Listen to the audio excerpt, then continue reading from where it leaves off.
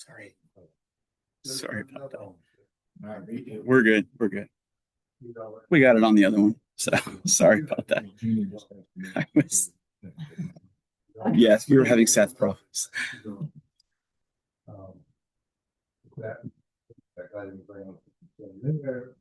Next item on the agenda would be our invocation paper reading with Ms. King.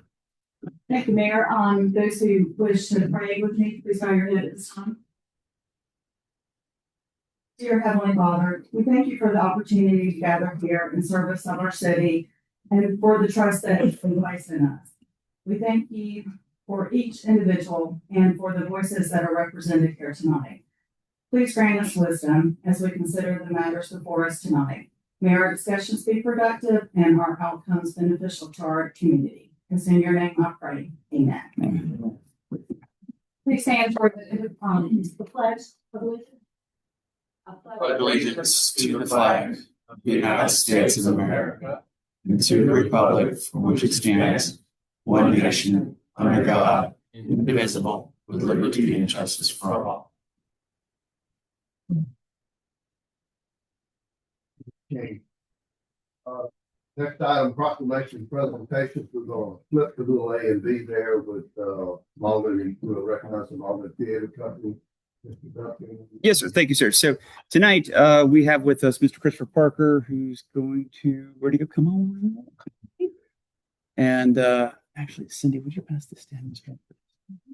So tonight we have Mr. Parker with us. One of the special things that council's aware of and has contributed to making a success year after year is our theater program. And this year we're celebrating our 10th year at the Mauldin Cultural Center with our theater program that has not just transformed a small, a cafeterium is what they think they called them, whereas a cafetorium, there we go, but into a place with, outstanding productions, a place that has been home to many aspiring thespians who have gone on to do some tremendous things. And so tonight we wanted to take a moment to reflect on those 10 years, talk about the successes that we've had, but then also looking forward to the next season and then something else as well. So hang on one second. Let me switch it back over. Thank you for having me here today. And before I go through this presentation that I want to just kind of talk about a little bit of support and what that's really meant, not only for the Cultural Center, but for the Mauldin Theater Company. And I know I said it a lot, and very thankful for your continued support. So that's including your financial investment at the Cultural Center and the arts programming. And that's really had a great impact, not only for the space, but our community. Because of your funding and leadership, thousands of people who walk through these doors, whether they're stepping on stage for the first time or they are sitting in the audience, they get to experience something very special that is here in Mauldin, South Carolina, that is not, shared across the upstate. And that doesn't happen everywhere, the things that you guys are able to provide to us. It's happening here because of this council. You guys have made very intentional decisions to support the arts and culture as part of the city's identity. You invested in these buildings, which is the Cultural Center. You invested in programming, and you trusted us to steward those resources responsibly. So we do take that very seriously. So again, thank you so much. Now, I do want to talk a little bit, like I said, we had our gala a couple weeks ago that talked a little bit about the things that I'm talking about today. I know all of us in this room love numbers. So I'm going to share some numbers from 2025. Should just be the button to the right. Button to the left. Here, let's do this. Just like that. All right. So in 2025, we saw 460 performers audition for our season.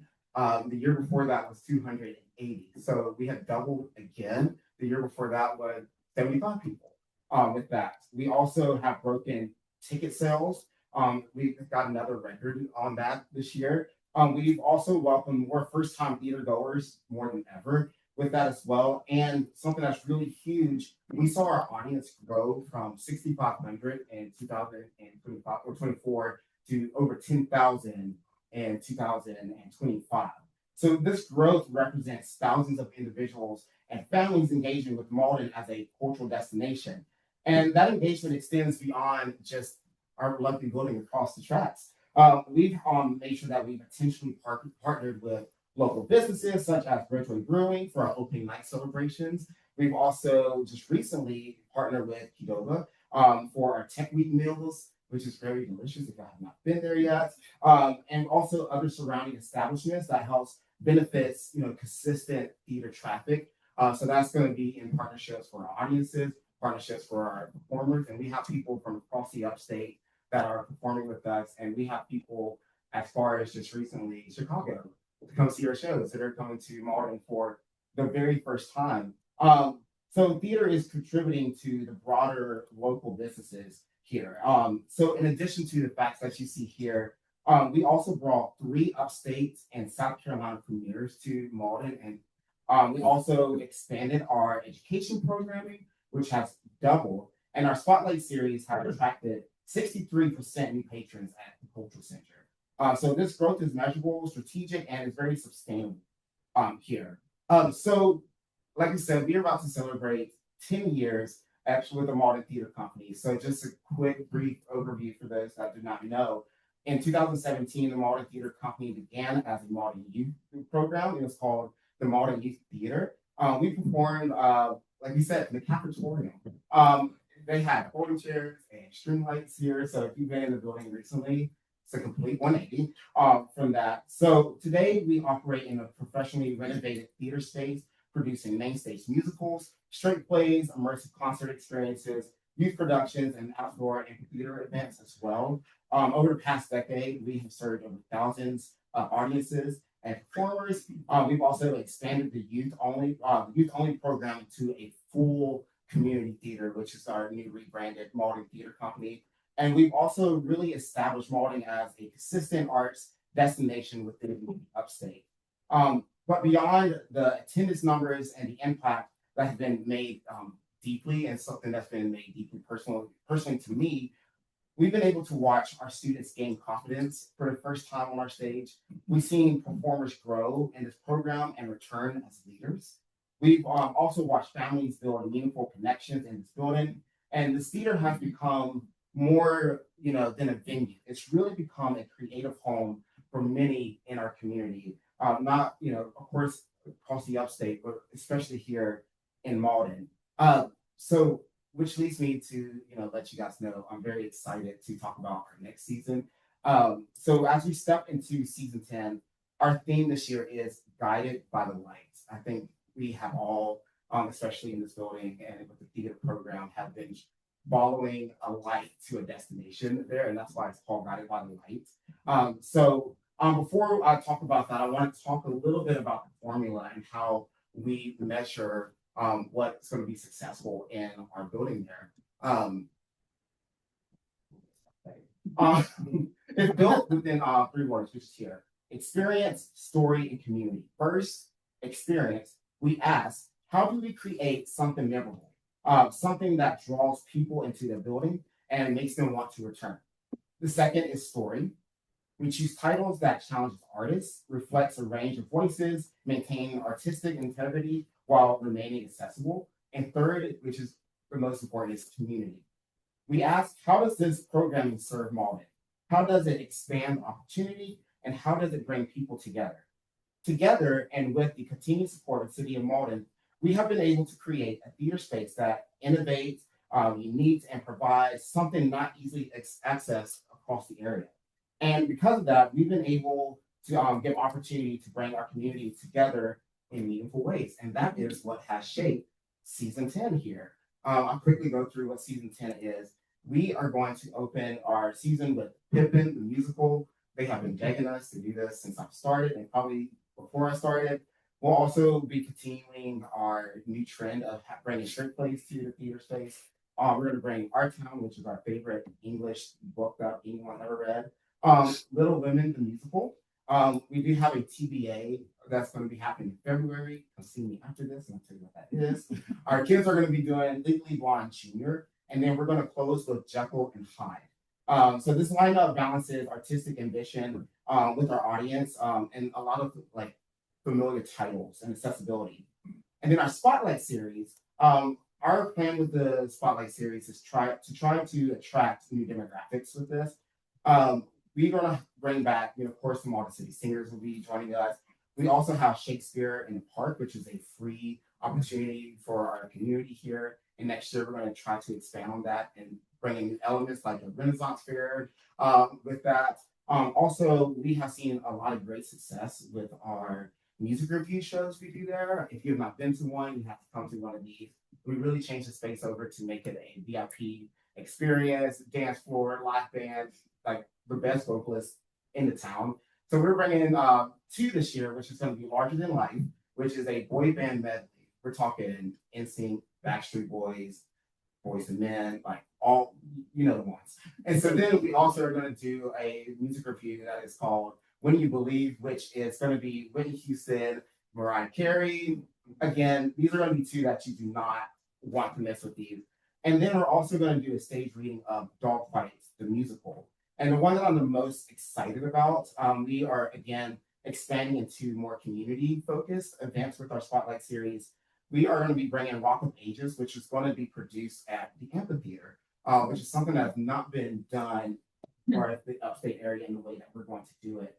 So it's going to activate another city, venue in a new way. So it's going to be combining a live band, theatrical production, and outdoor concert style atmosphere. Amphitheater shows are something that's very popular just in general. And so the ability that we have here together here in Mauldin is going to make it extremely special with that. We also, I want to jump into our education programming as well. Our education programming has doubled in 2025. So just to quickly brief what we're going to be doing and starting our year with, it's going to be our summer camps. We're going to provide students with a full theatrical process, which they get to learn everything from auditions, callbacks, rehearsals, a fully staged production. And they learn all this in 2 weeks, which is absolutely crazy. So our summer musical is going to be Lion King Jr., which is what we opened the Mauldin Theater Company with, 10 years ago. And we're also going to be bringing back Leading Player and Broadway Beginner. So our education remains as one of the strongest pillars for a long-term community impact and making sure that we are serving the next generation.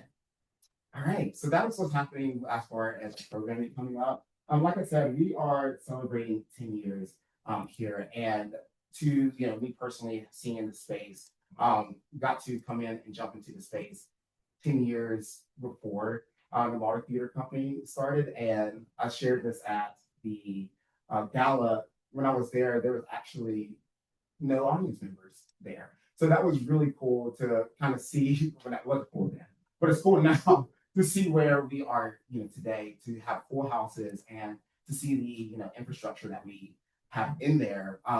So I do want to play this video to talk a little bit more about the impact.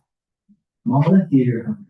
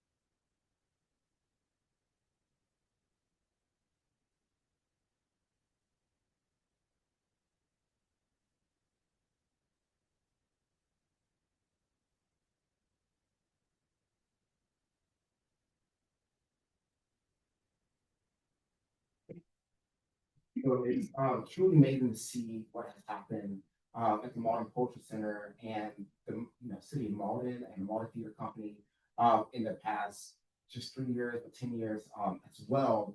And on a personal note, it's really amazing to witness transformation in this space, and then now being part of the city, just in the city in general. And to be a part of that journey is something that I don't take lightly.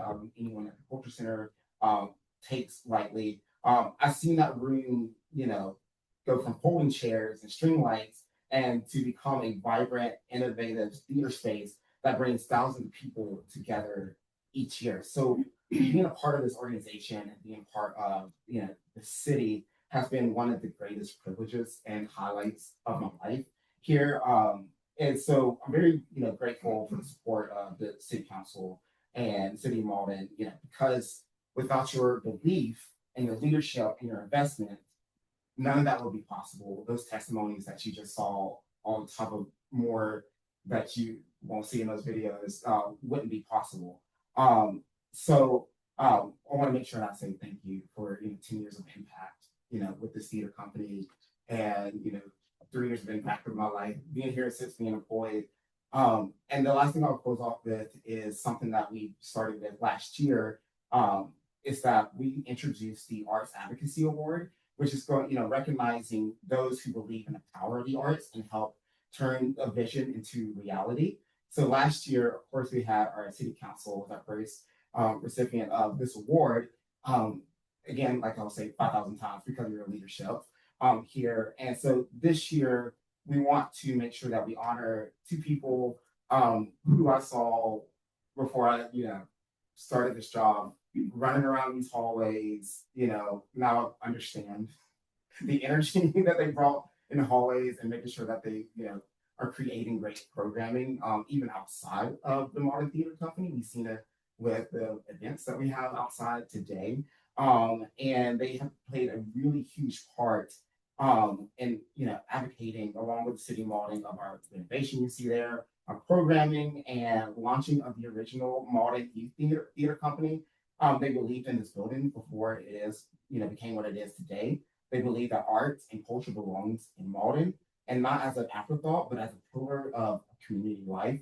So because of their leadership and their vision alongside the city of Mauldin, they're able to celebrate 10 years and sustain that growth. So it is my honor to recognize Van Pride and Karen Heidler for their contributions to the arts, the culture in the city of Mauldin and the Mauldin Theater Company. All right.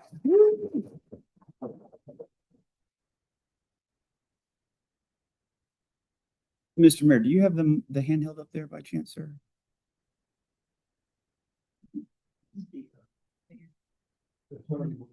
Oh, he was hiding it. Okay. Well, we were going to ask you and Mr. Matney if y'all would come down and help present this award. Would that be okay, sir? Okay. And yeah.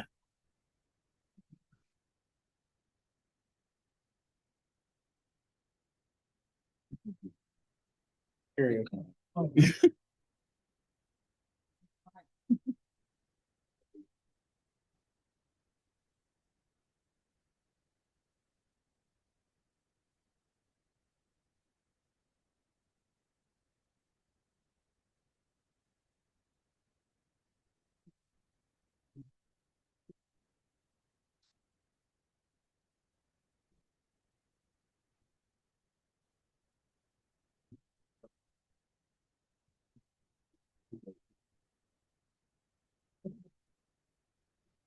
Well, I can tell you, those of us that have been around here a long time, when this program first came about, because especially this gentleman here, it wasn't as easy as you are getting money.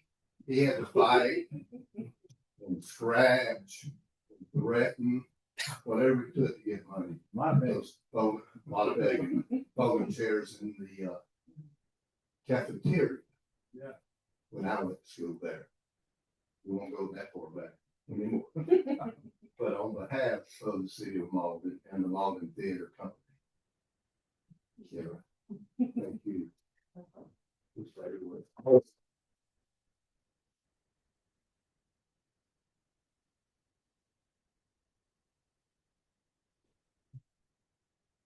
say about Van Braun, I mean, an unbelievable friend, partner in the city of Mauldin.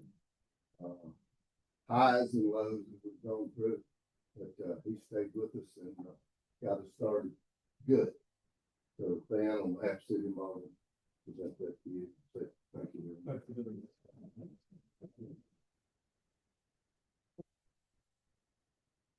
You said it on there. On behalf of Mr. Kaufman, Chair of Economic Development and Community Development, thank you, and where we're at today. This young man here showed a lot of, what can we say, a lot of self-control tonight. You can actually not hear him breathe. When he gets up there, he gets so excited, and we're all in the audience saying, slow down, slow down, calm down. With a phenomenal voice, dancer, and leader.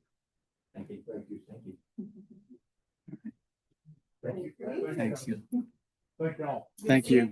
Thank you. Thanks. Again, thank you so much. We are look forward to here and we'll turn up the public hearing. Thank you. Okay. Thanks, Christopher. Thank y'all. Thanks, young.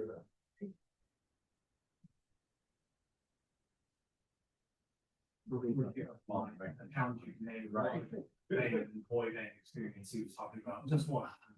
Boys, man, One bank. real. That's funny. Yeah, that's one. Here's gonna be for you. Okay,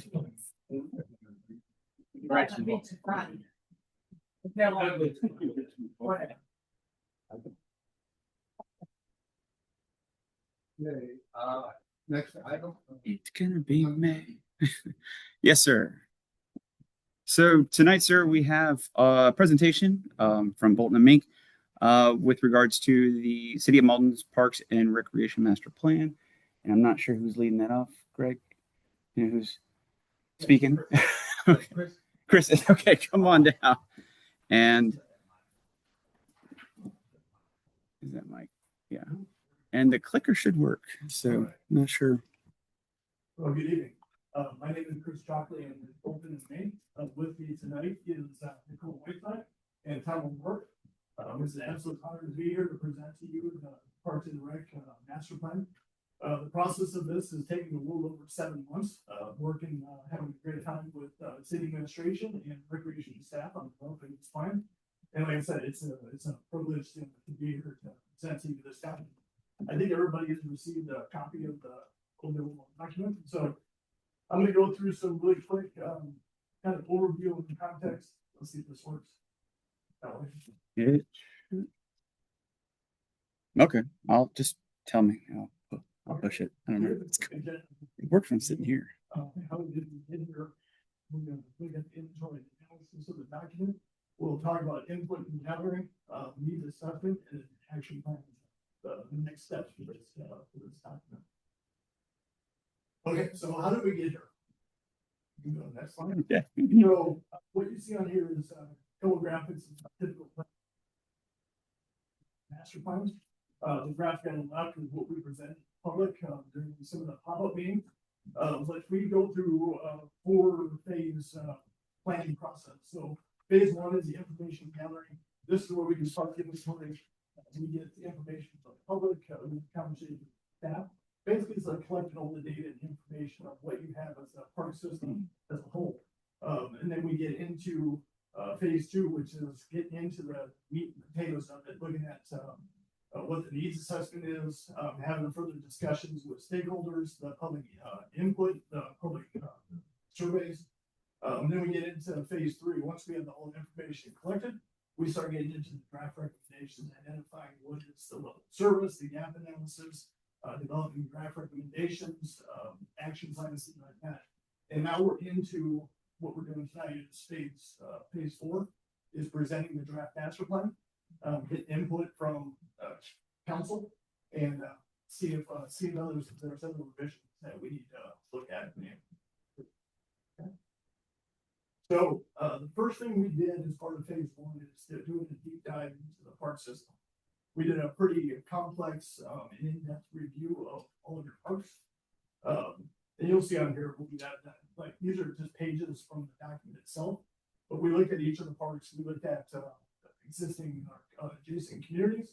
And if you go to the next slide, what we did is what you'll see on the right side, what you see in the document is we did an analysis of your parks itself, the components, the park features, is your equipment in good condition, poor condition, is close to the streets, is it protected?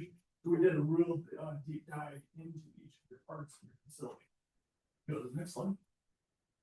These are two examples of what we have. This is Sunset Park.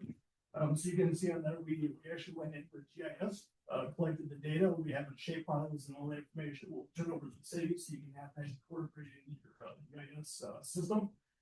We also included imagery on there to help back up and further define that the inventory analysis. And now I'm going to turn over to Nicole. We'll talk about the closing meeting. Thank you, Fred. I must say, it's hard to come in after your first presentation, but it's so live and hear that.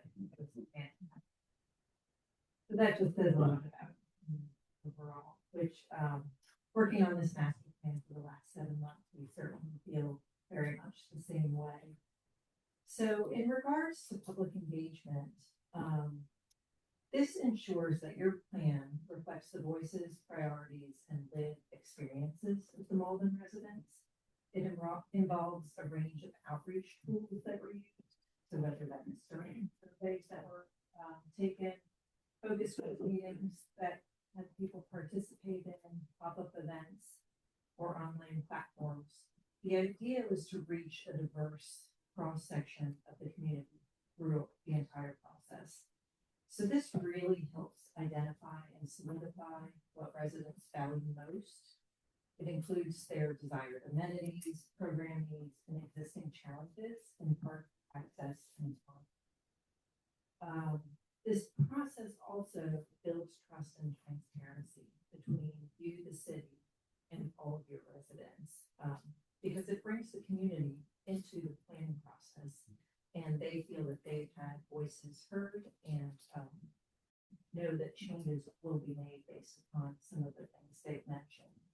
It also ensures that the final plan supports equity, making sure all neighborhoods and user groups have their needs heard and represented.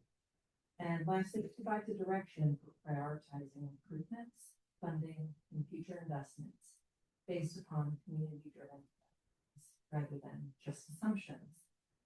So if we move to the next slide, please. As you can see here, there's a few highlights from the survey that happened from July to August.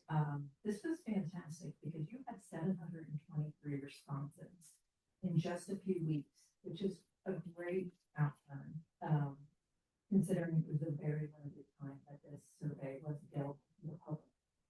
Here you'll note that there was strong support for future expansion. Overall priorities included trail expansion, modernization of athletic fields, diversity of recreation programs currently offered, increasing shade and seating within your parks, enhanced amenities that foster active lifestyles and social connection. And what we mean by that is that could simply be a multi-use shade pavilion with integrated fitness features, shade, and water, porch swings, diversified fitness, social zones, things that support the greenway system and that are community event ready. On here, you'll also notice for question 1, Sunset Park and Mauldin Sports Center were visited the most often within your community. Question 3, you'll notice that the primary purpose of everyone's visits was exercise, walking, and running, and that was only seconded by organized sports and fitness throughout your system. Next slide. Question 6, which asks what challenges or barriers prevent you from using Mauldin? Most answered was the lack of amenities or programs, which is going to be really telling as we start looking deeper into the story of everything that we've got. Because if you're lacking in amenities or programs, that means there is a desire for more to be had. Question 8 was what new amenities or programs would encourage you to visit Mauldin's parks? The most answered was more walking or biking trails, more seating or shade and community events. And question 10, which is a very important question because at the end of the day, this helps from the sun. Would you support expanding or adding parks, trails, or facilities, even if it required a modest increase in local taxes or fees? And that was an overwhelming yes, as you can see by the green bar being significantly larger than both the yellow and next slide, please.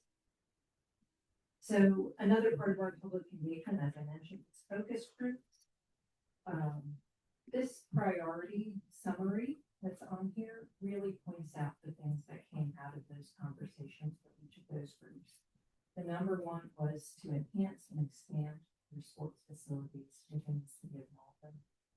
Number 2 was expand recreational programs and amenities that are offered through the recreational programs. Number 3 was upgrading your infrastructure. These could be minor upgrades and these could be major upgrades. Number 4 was preserving and expanding green space.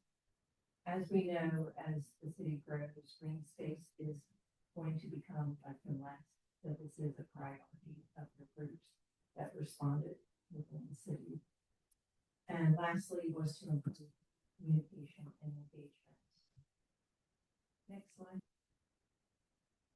Now we'll move into the needs assessment portion of the project, which really identifies what the community values and wants from the park system. It uses data, the public input that we just spoke about, and facility conditions, which Chris mentioned earlier, to determine gaps in programming, amenities, and access. It helps ensure future investments align with the real community demand, not just assumptions that are made from community members. And it also forms the foundation for your strategic and equitable planning as you move forward. Next. Can you go back? Yep, that's okay. Nope, all good. It helps you understand how well Mauldin's park and recreation system meets the current needs that there are today. It measures in quantity, quality, and accessibility of your park, trails, and facilities, and provides a benchmark to compare Mauldin with regional and national standards. This information guides decisions on where to prioritize investment, expansion, and improvements. So you'll see in figure 4.01 of your residents per park, Mauldin is currently about double the number of residents per park in comparison to national metrics. So this means that Mauldin residents would benefit from additional parks being added to the system, especially as focus group, because this ranges in a population range right now between 20,000 and just under 50,000. So as you continue to grow and you are well within that range currently, this will continue to become an issue. Likewise, if you look at figure 4.02, which was acres of parkland per 1,000 residents, this indicates that Mauldin is providing about 1/3 of what national metrics provide for cities of similar size, meaning Mauldin still needs to play catch up as long as it's within that range of the 20,000 to about 50,000 residents. If we look at taking these two items into account, this will provide guidance until your population tips beyond that 50,000 fresh mark, if it ever does. But it certainly needs a lot of room for growth. Looking at figure 4.03, the indoor park and recreation facilities per population. This shows that, some of your indoor facilities, which may or may not be things that you want to consider, are just on the brink of being needed. And perhaps, as we've talked to the staff members within the recreation department, some of these things might not be on the list of things that you would want to do in the future. But they are at a point where if Mauldin can't serve these needs, then they do need to be served somewhere else within the regional community. So those things include nature centers, life centers, and teen centers. But the great thing is these items are usually and mostly achievable by partnerships or specific programming with other agencies around Mauldin. Next slide, please. As we move to the figure 4.04, outdoor parking and recreation facilities per population, this one is really telling. As you can see that there were certain items that were identified that were still in need for the city of Mauldin. So 4 or more rectangular fields, 1 synthetic rectangular field, 2 more multi-purpose fields. Mauldin is in need of a dog park. They're in need of community gardens, 4 or more tennis courts, and 3 pickleball courts, although sometimes this can be interchanged because you can get about 4 pickleball courts on a tennis court, and 2 volleyball courts. There's also a need to add fitness zones and exercise stations, which is really attainable within parks you currently have. Lastly, we'll move into deferred maintenance on the needs assessment. So this refers to the repairs or upgrades that have been postponed due to limited funding or resources. It can include aging playgrounds, worn infrastructure, outdated lighting, or drainage issues. Its accumulated deferred maintenance can increase your long-term costs and reduce your user experience for all the residents.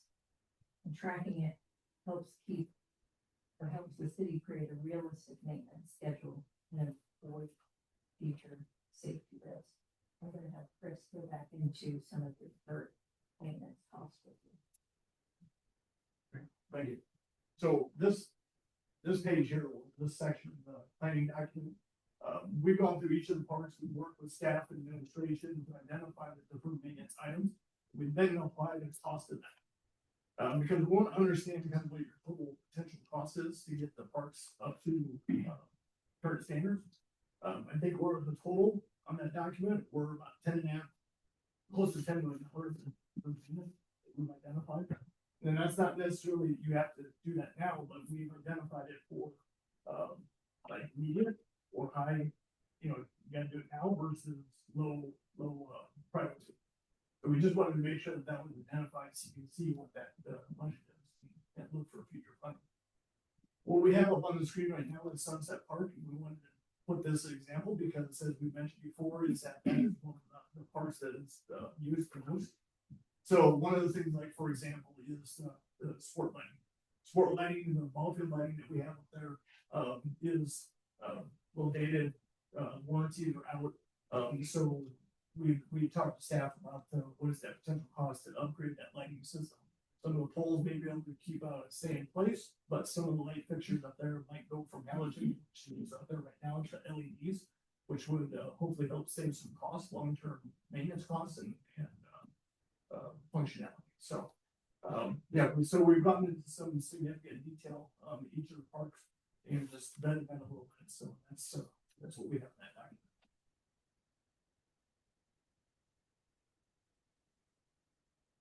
Move into the gap analysis, which this compares your current system to the desired future system identified through the level of service and needs assessments that were done. So this really reveals where Mauldin is underserved in amenities, access, or geographic coverage. And it helps prioritize where new parks, trails, or facilities are needed and which existing sites require upgrades. You can see on the images, you have the map in the middle, which identifies your current park location, and the map to the right-hand side that has some blue areas that really show where you may want to focus and concentrate your future park planning efforts, as well as connectivity that can occur throughout your park system. So most of the future expansion at this point looks like it focused on the southwest portions of the city of Mauldin. Overall, this does ensure that investments are data-driven and targeted to areas with the greatest need in the city. Excellent.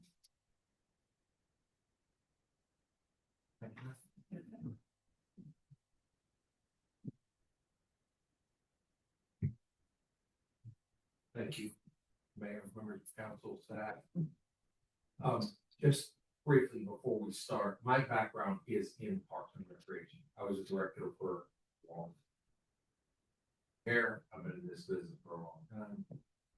At the Charleston County Parks and the town of Mount Pleasant. I also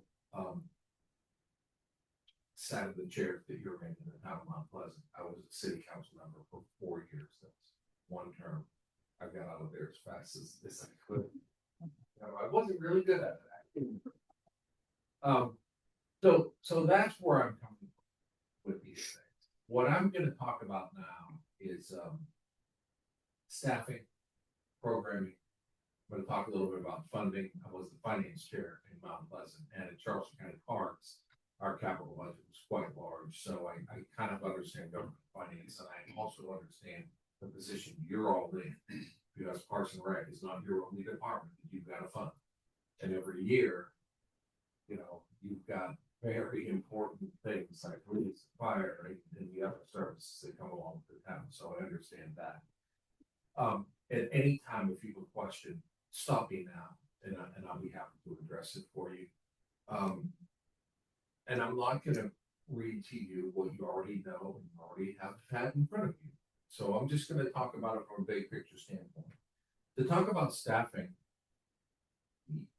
right now, you are in the youth athletic business, you are in the adult athletic business, you're in the health and wellness business, and you are in the senior programming business. All of which you should be really proud of, because you do a great job. You have a tremendous reputation throughout the state, but that's all you're doing right now, pretty much. And as you saw from the survey information, the public wants more.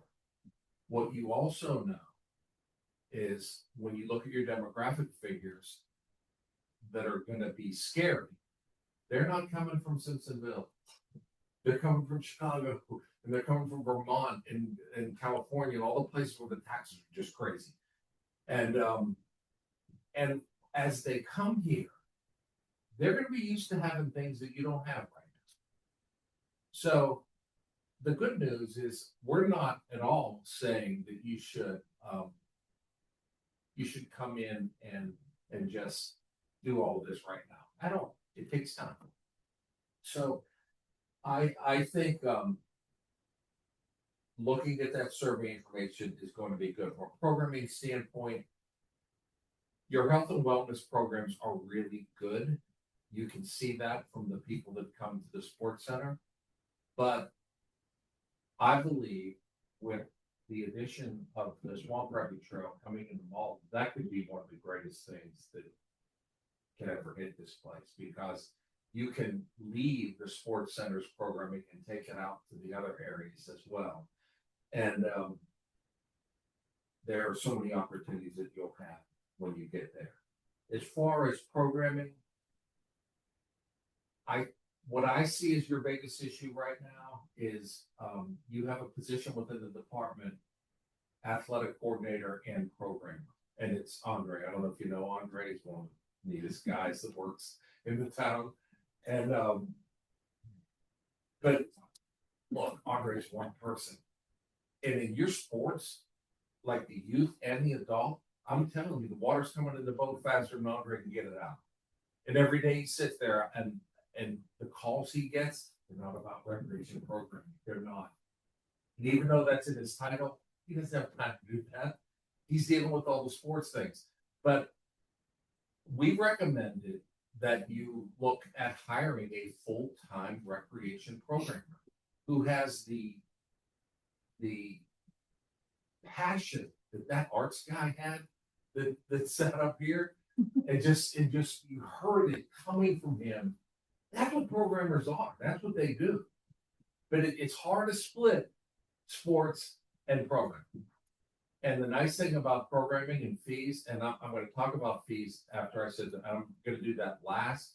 So if you kick me out, when I'm in the middle of those comments, I'll have already been through everything. But you can hire a programmer.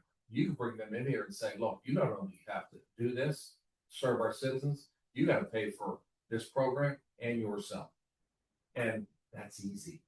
You can do that. So we're recommending that you look at programming. And we're not going to stand up here and say, because you have to add events, you have to have more special ones. No, that's what the programmer does. They meet with the citizens so that the citizens feel like it is their program. And there are advisory groups and there's everything. And you see this vibrant Mauldin where everybody's doing something. Because I love sports. I coach Wando High School's track team right now. But not everybody does. And there needs to be those things for the people that aren't just sports people. Your adult sports, sorry, but you don't have enough space to do adult sports like you're doing it right now. And some of the programs have dropped off. If you look at go to the next slide. I'm just a bad boy now. You know, if you go to the next slide, you'll be able to see that you've got waiting lists with almost everything you do. You're in the tournament business in a big way. You've turned away 10 different tournaments last year. And, one side of your mouth, you could say, oh, well, you don't have to do that much then if you don't have it. But what Bart and Willie have done in the department is they've turned these sports tournaments into economic development. And it's not crazy numbers. I don't mean to say that right now, but it could be if we had facilities. And you all know this. You can even get the accommodation taxes, which are not big yet, but can be future, to help pay for some of these capital items. But you've got waiting lists with everything. You've got there's a lot of people waiting in line to do things. And that's not even new and exciting thing. So that's part of that. Facilities,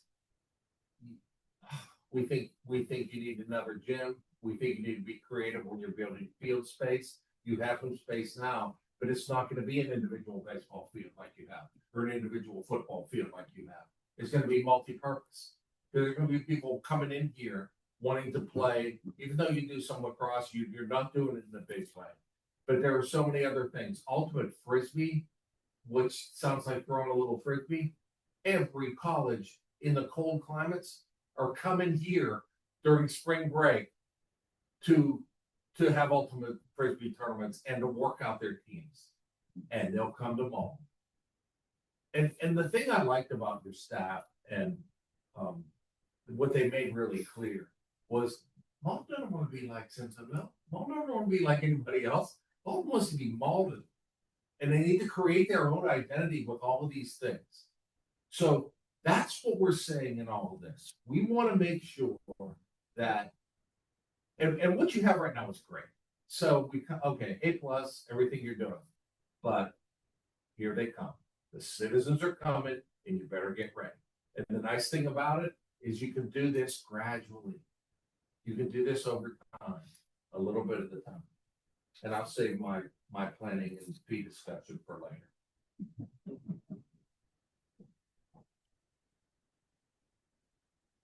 Next slide.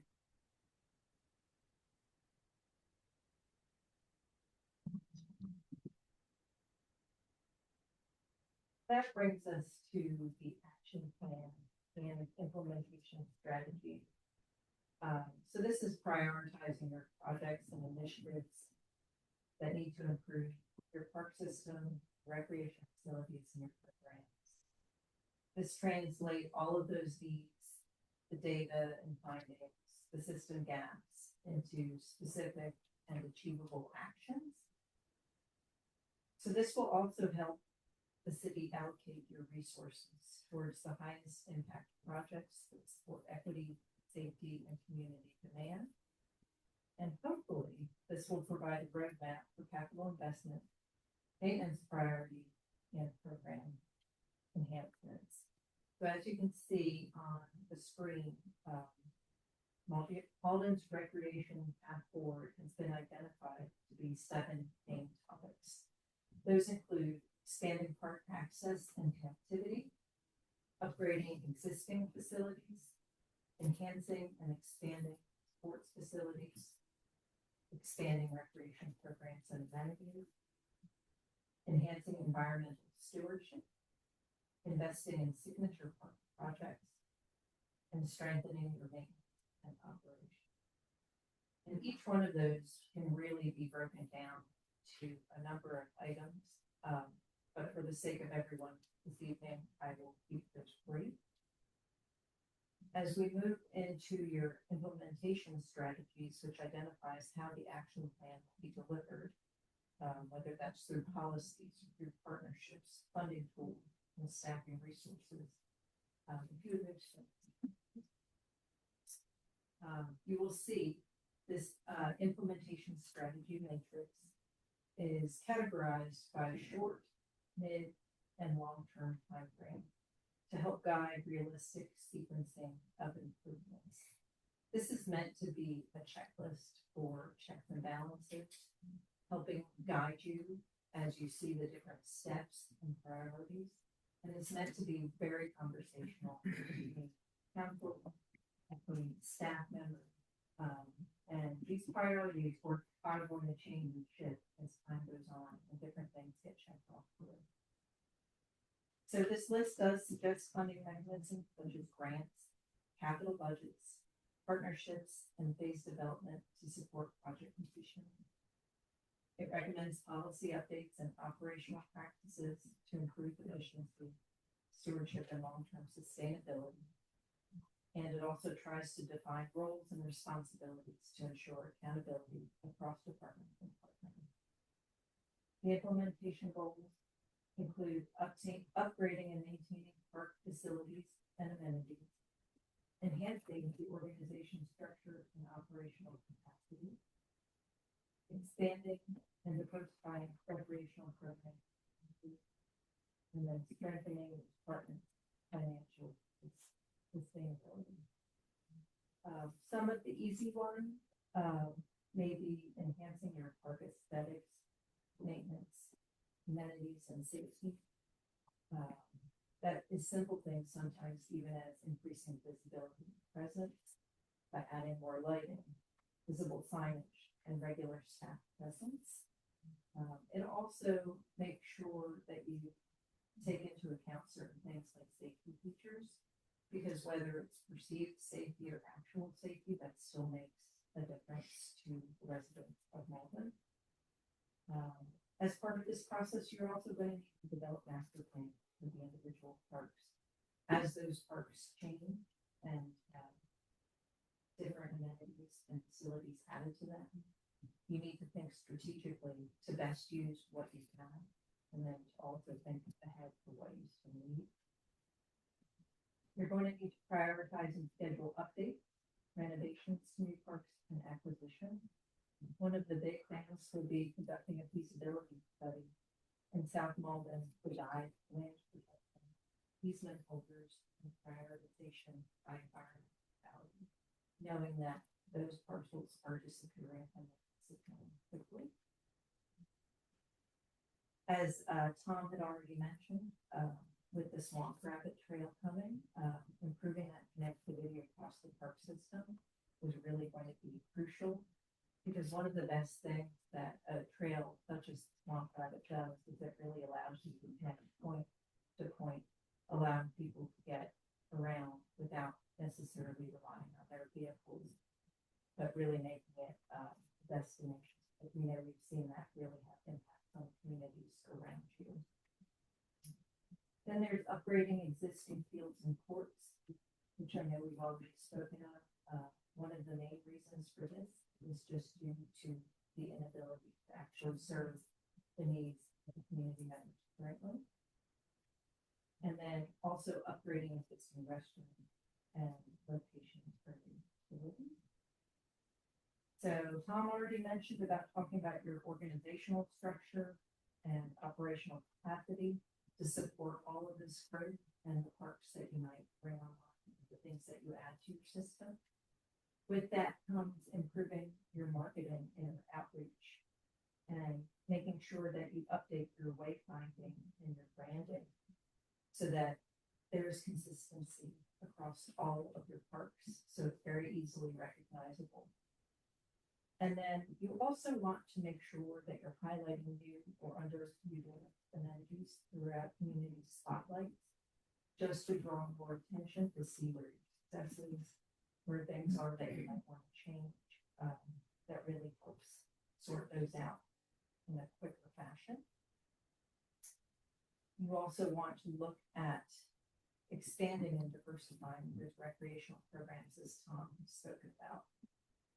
So whether that's discovering and pursuing new programs or event opportunities, or just enhancing programming for the seniors or the sports centers. During all of that, you always want to consistently refine and evaluate all of those processes to make sure you're staying consistent within what's working in the next year, 5 years, 10 years down the road. And then lastly, you'll want to strengthen your department's financial sustainability through diversified funding, efficient resource allocation, and strategic investment to keep all of this moving forward and in the right direction. You'll consider adding additional funding sources to increase revenue and reduce expenses of the department, such as impact fees and sponsorships, some of which you are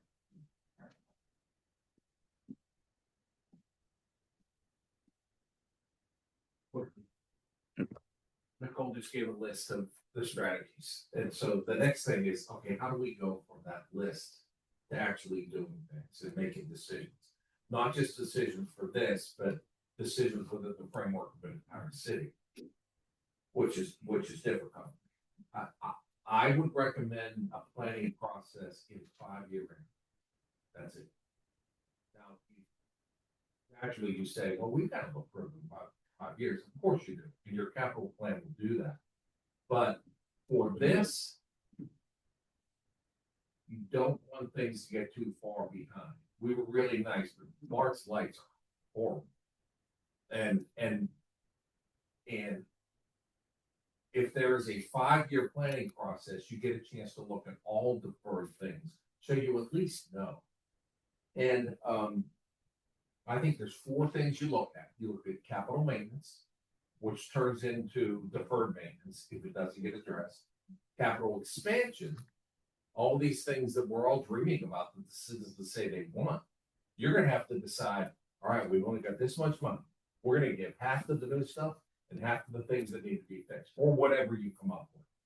But the problem that governments have sometimes, if you keep building the new shiny stuff, eventually they need roofs and air conditioners and all those other things where the money just, you don't have secret compartments with money in it back there. I know you don't. So you have to be able to do that. And then staffing. No sense to build up staffing today because you don't have the facilities for them to work in. But eventually the question is, when do the facilities come on board? Then when does the staff start? And then at the end, I would recommend that you get involved in the business of parks and recreation, revenues, income. And that's the easiest way to do it. I don't know if you understand it. Your citizens love what you're doing.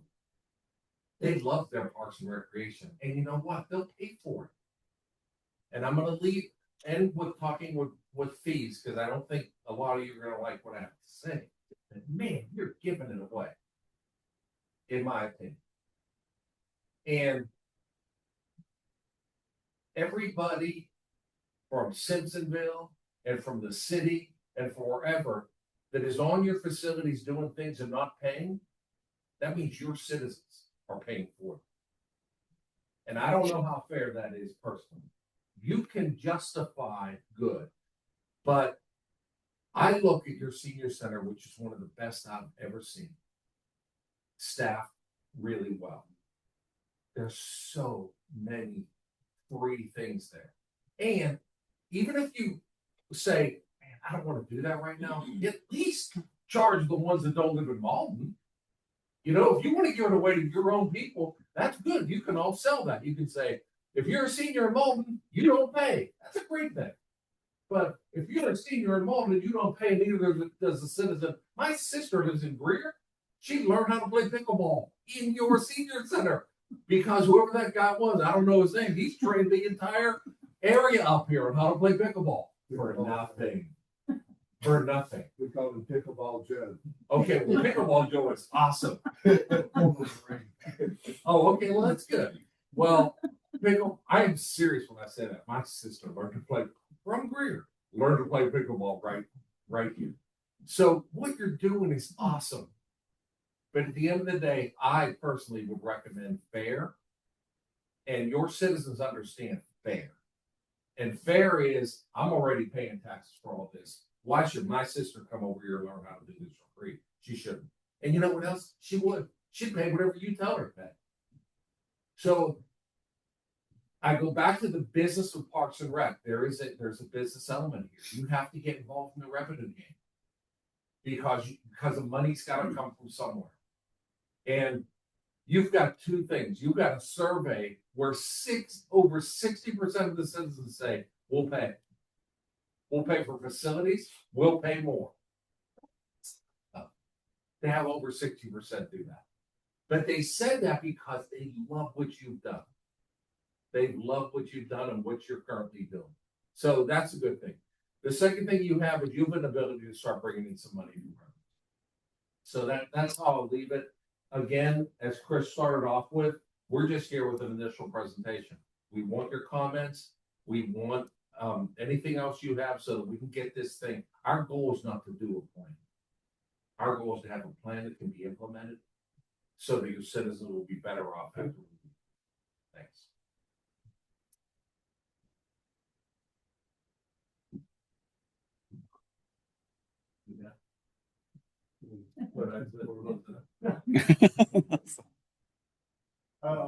Any questions, comments?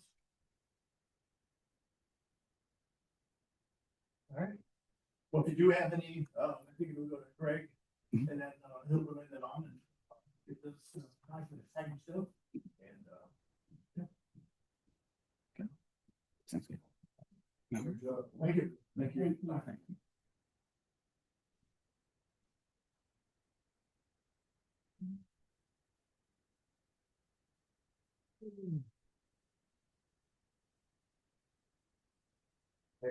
Item on our agenda, the reading and approval of minutes. Council, you have the city council meeting on January 12th. As well as the city council workshop on January 27th. And the third full. Any questions? Right. Here it's like.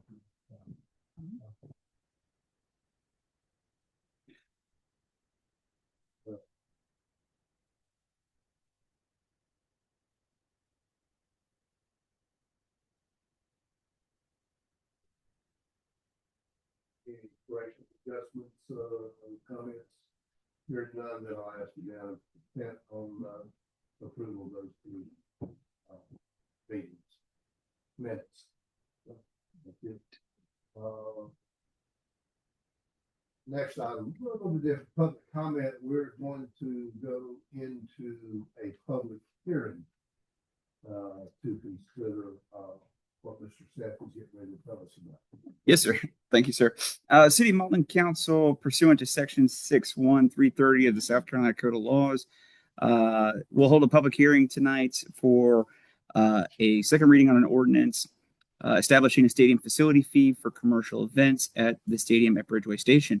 The stadium facility fee of $2.00 will be assessed on the sale of every ticket of admission to a commercial event held at the stadium. Notice of the public hearing was published in a newspaper of general circulation as required by state law. The city is currently building a multi-purpose entertainment venue and stadium at Bridgeway Station, slated to be semi-operational June of this year. and fully operational in 2027. The facility will host professional soccer matches, concerts, public events, and more. The total cost of the initial phase of the project is projected to be more than $28 million, with the city contributing approximately $4.5 million for both infrastructure and premium seating.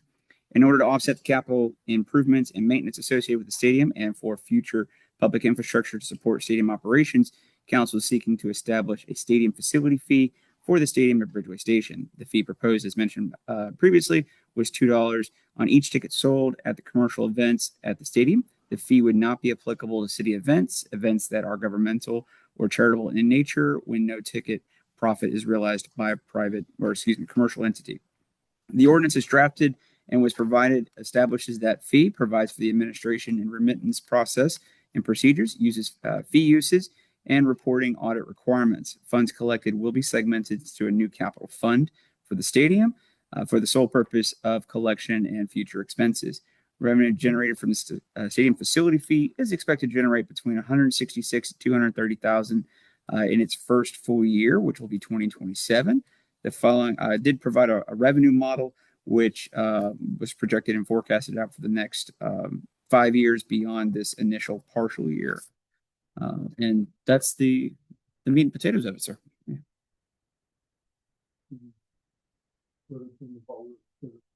Hearing, I invite anyone, citizens that would like to step to the mic and comment on that. Feel free to do so now.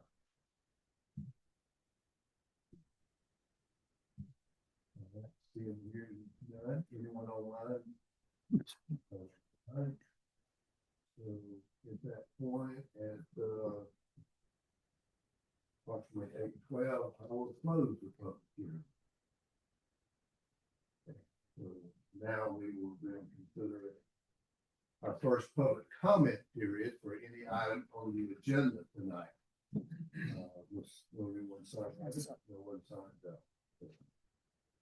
Have no one for public comment. We will keep moving right along. Next item is I'm back. It's me. Okay, so just a couple quick things. So first off, for parents looking for something exciting this summer for their kids, the City of Mauldin will host a number of exciting camps and clinics. We have 3 in particular I wanted to mention. One was briefly mentioned earlier at the Mauldin Cultural Center. We'll have a Broadway beginner camp for ages 6 to 11. That'll last a week. Leading Player, which is for those aged 12 to 17. It's a 2-week program. And a Lion King Jr., which is for grades 5th through 12th, which is also a 2-week program. For more information about that, folks can visit mauldinculturalcenter.org or their Facebook or website. Mauldin Recreation will host a camp this summer, once again, between May 26th to August 7th. It's designed for ages 6 to 12 years old. Registration is currently open and probably filling up fast because it always does. We're taking 80 participants this year. Are we full already?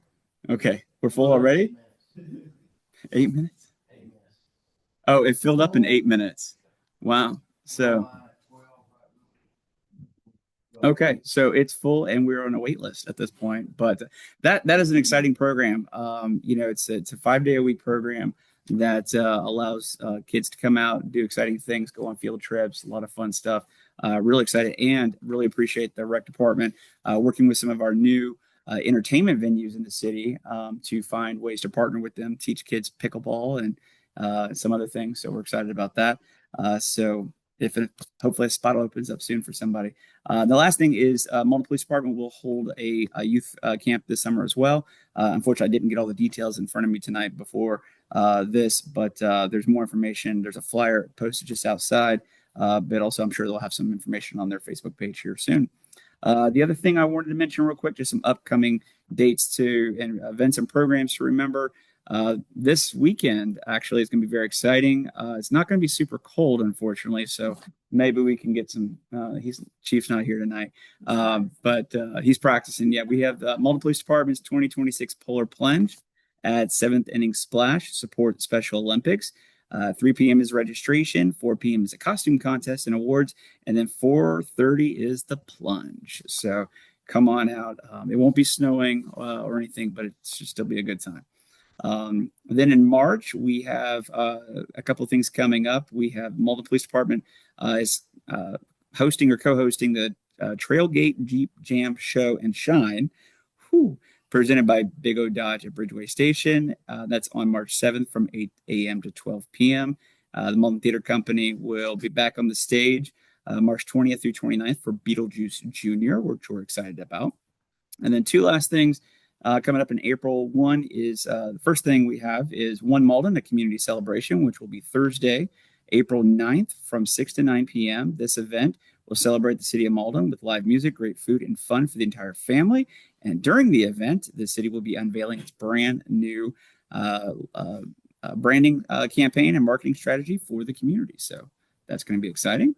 And then, of course, on April 18th, our annual Mauldin Blues and Jazz Festival. So we're excited about those things. More to come. Follow us online at cityofmauldin.org or catch us on Facebook or all your favorite social media accounts. That's it. That's all we got going on. That's there was more. I actually left some out for others to share. So. Any questions? All right. Thanks, sir. Report, standing committee, plan development, Matt. Nothing to report this evening, Mayor. Sir, public safety, Ms. King. Just hope that those of y'all who can make the polar plunge on Saturday, we'd love to see you all out there. I attended last year and it was rainy and cold. I think this year it's gonna be a chance of rain, but in the mid-60s. But it's always a fun event and for an excellent cause. Thank you. Public Works, Mr. Craig. Nothing to report this time. Thank you, sir. Finance and policy, Mr. Reynolds. Thank you, Mr. Mayor. I have a couple of things to report.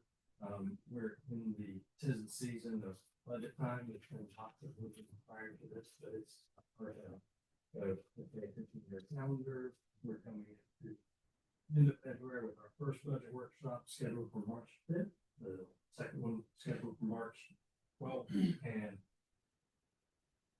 many after that. But many thanks to staff with the process, and I look forward to this budget as we always do. Say that last week. Next item I had is one of the interesting things I find with our management team, leadership team is here, how often and how well respected our leaders are respected within the bounds of the city. But one of the neat things about our leadership team is it's not withheld there.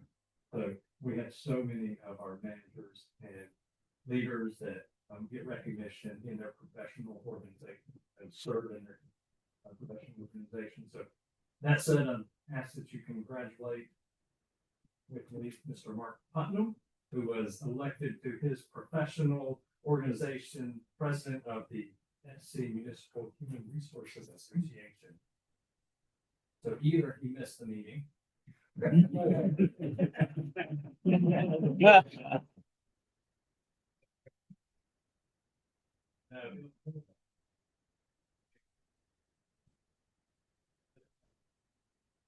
Wonder if you're leading a bit sport and followed, or being chased, I guess is probably the better way to say. Mark, always appreciate your service to our community, and like I said, it's just neat to sit up here and see how often our managers are involved and respected within their professional organizations. And that's all I have to do. Thanks, sir. Not bad for a hill crest boy, was it? Thank you, Mr. Reynolds. Recreation, Mr. Aldridge is not here. Anyone on the committee have anything? Nothing. Mayor. Yes, sir. I'm not on the committee, but I do want to take a moment to recognize that Bill and Lulu's baby boy has a birthday tomorrow. And, happy birthday, Mark.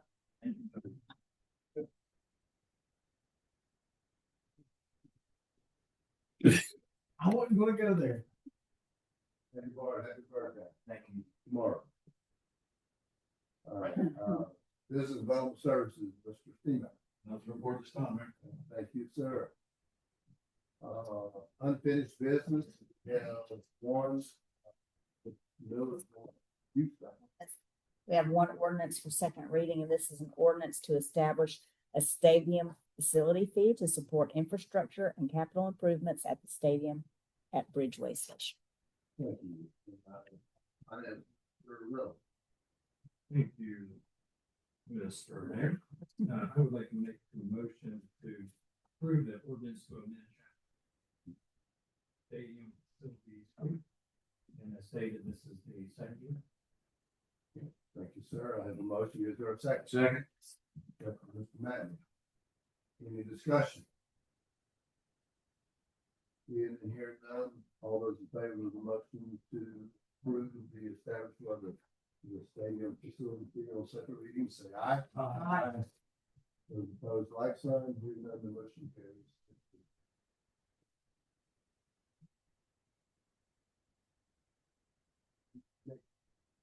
Next, one is new business first reading. We don't have it. That's right. So next would be standing committee.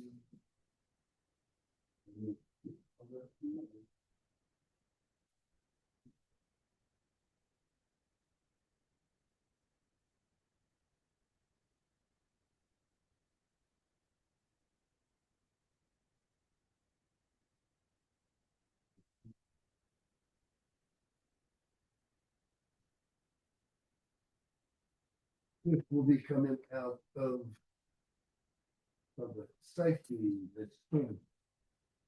Thank you, Mr. Mayor. Once again, this is, something that, our judicial director, Donna Drake, brought to committee, and it was, supported unanimously, and I just can't say enough for her thinking out of the box, and not really out of the box, but thinking ahead and planning ahead. So with that, I'd like to make a motion, to authorize the city administrator and chief judge to execute the MOU to convert the Mauldin court from wall track software system to a statewide CMS software system. Thank you, Mr. King. I have a motion. Is there a second? Second, Mr. Craig. Is there any discussion? Hearing none, all those in favor of the motion to authorize the city administrator and chief judge to execute a MOU to convert all the courts from all track software system statewide. CMS software system, say aye. Aye.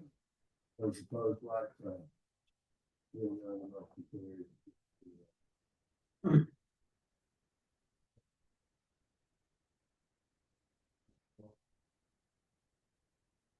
Works, right. This time, I'd like to make a motion for city council to award a contract for generator upgrades at City Hall to Generator Services, Inc. Funded in the amount of $245,332.46, and an allocated contingency of $32,000 from the capital fund for the generator unexpected electrical expenses. Yeah, I have the motion. Craig, is there a second? Second. Second, Mr. King. Any discussion? Hearing none, all those in favor of the motion, stating Mr. Craig, say aye. Aye. Those opposed, like sign. Hearing none, motion carries, 6-0. I would like, I'm gonna make motions, the council to authorize the memorandum of agreement, MOA, between the city of Mauldin, the city of Greenville, and Greenville County for the Woodruff Road congestion. Very good. Second. Second, Mr. King. Is there any discussion? No, let me down.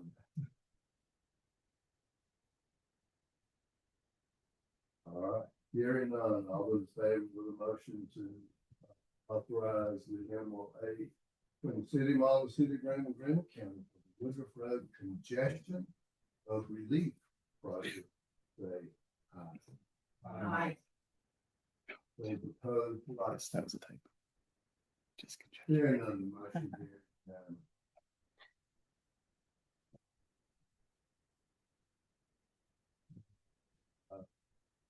Back to additional public comment for non-agenda items?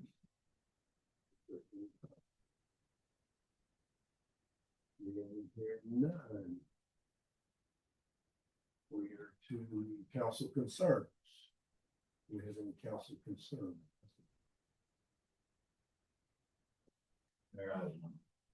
There's feedback. Oh.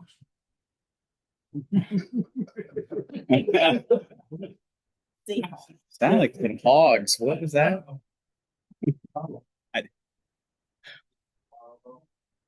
Seahawks. That was a hog problem. Seahawks. Yeah.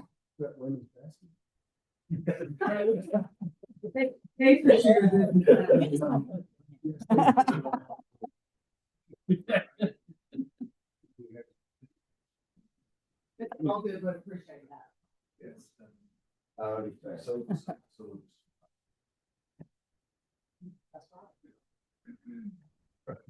right. Next, we have a consideration of the executive session with economic development, Mr. Matney. Thank you, Mayor. Move we enter executive session under code section 30-4-70A2 as it relates to Project Trailblazer, Project Crow's Nest, Project Bunker, Project Puzzle, and Project Party. Get ready to say. Motion for the second session, all those things. Section 30-4-70A2 is our second. Second. Second, Ms. King. Any discussion? We're not always in favor of the expression as stated, say aye. Aye. Opposed, like sign. Here, we will adjourn to the executive session up there.